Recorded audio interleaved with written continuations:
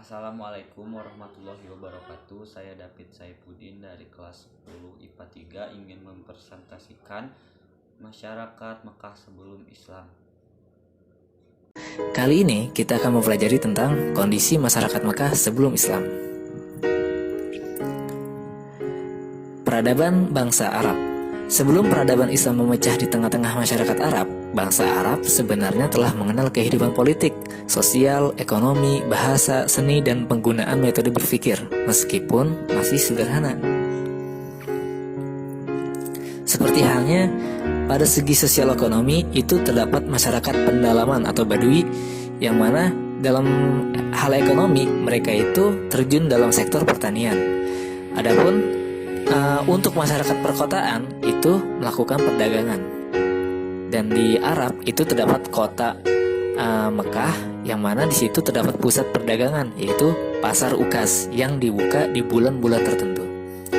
Dari segi sosial politik, di bangsa Arab itu terdapat seorang syekh atau amir yang mengurusi persoalan dalam masalah perang, pembagian harta dalam pertempuran tertentu. Lalu dari segi ilmu pengetahuan, bangsa Arab juga telah mengenal ilmu pengetahuan. Di antara ilmu pengetahuan yang mereka kembangkan adalah ilmu astronomi, yang orang-orang Babilonia ini mereka bawa dari negerinya ke negeri Arab, yang mana mereka itu lari ke negeri Arab di saat negara mereka diserang oleh bangsa Persia. Selain ilmu astronomi, mereka juga mengembangkan ilmu meteorologi atau ilmu iklim untuk mengetahui suatu peristiwa berasal dari orang-orang Kaldam. Nah, yang ketiga, orang-orang Arab juga mendalami ilmu pengetahuan tentang pengobatan penyakit atau tabib. Nah, dan ini juga berasal dari orang-orang Kaldam.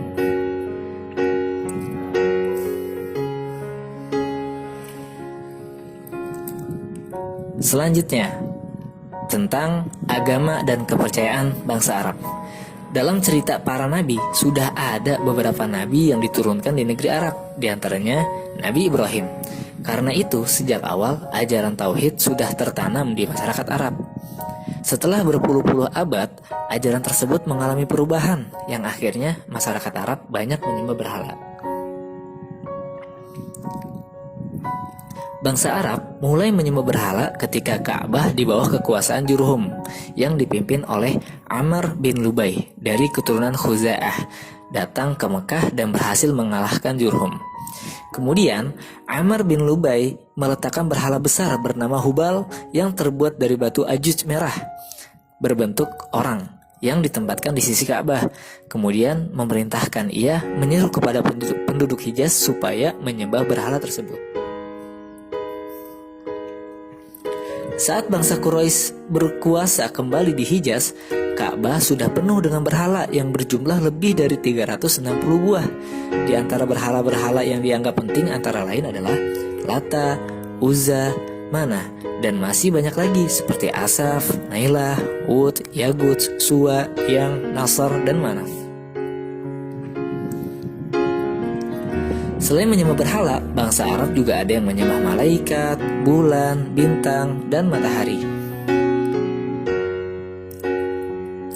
Lanjut ke sosial budaya bangsa Arab. Bidang bahasa dan seni bahasa, orang-orang Arab sebelum Islam itu sudahlah sangat maju. Di antara poinnya itu adalah bahasa mereka sangat indah dan kaya. Lalu penyair sangat dihormati. Juga ahli pidato mendapat derajat tinggi seperti seorang penyair. Lalu yang keempat, salah satu kelaziman masyarakat Arab jahiliyah adalah mengadakan majelis atau nadwah sebagai sarana untuk mendeklamasikan sajak, bertanding pidato, tukar-menukar berita, dan lainnya.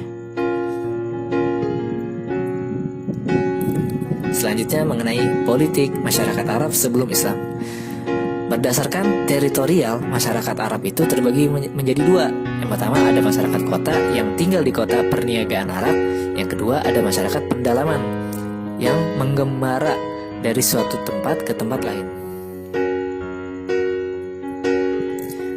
Beberapa kerajaan di Jazirah Arab yang tercatat ini ada Kerajaan Kindah, Kerajaan Ma'in dan Kerajaan Qotbah, ada Kerajaan Saba, Kerajaan Himyar, Kerajaan Hirah, Kerajaan Ghassan, dan Hijaz. Nah, di kota Hijaz ini, kota terpenting di Hijaz adalah Mekah, tempat Ka'bah berada.